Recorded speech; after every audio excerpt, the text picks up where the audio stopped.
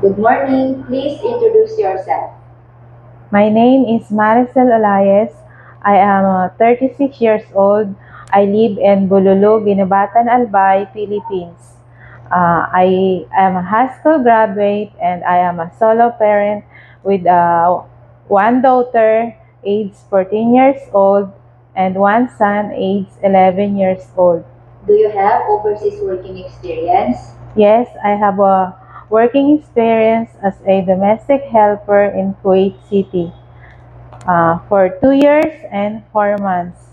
I do household chores like cooking, ironing, laundry, cleaning, washing dishes, and taking good care of their one grandson.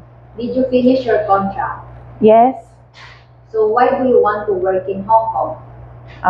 because I want to help my family and also I want to finish the studies of my children. And who will take care of your kids if you come to Hong Kong? I leave them and my auntie. What will you do if you feel homesick? Uh, if I have a rest time, I call them and video call. Are you willing to take care of a newborn baby?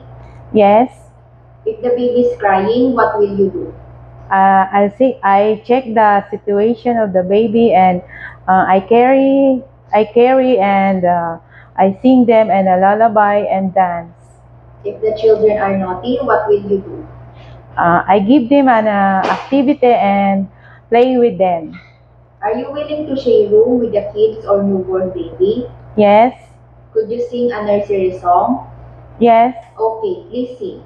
Uh, Baby shark doo doo baby shark doo doo baby shark. Mama shark doo doo mama shark doo doo mama shark. Daddy shark doo doo daddy shark doo doo daddy shark. Okay, thank you. Are you okay if your leave is not on Sunday or Saturday? Yes, it's okay. Are you okay if your leave is compensated by the employer in salary instead of leave? Yes, Are you afraid of dogs and cats? no, Are you willing to take care of dogs and cats? yes, Do you have any food allergy? no, Do you know how to cook Chinese food? no, but I'm willing to learn. Lastly, what is your message to your future employer? To my future employer, I promise to do my best and I promise to finish my contract and I will do my best. I am a trustworthy and lovable.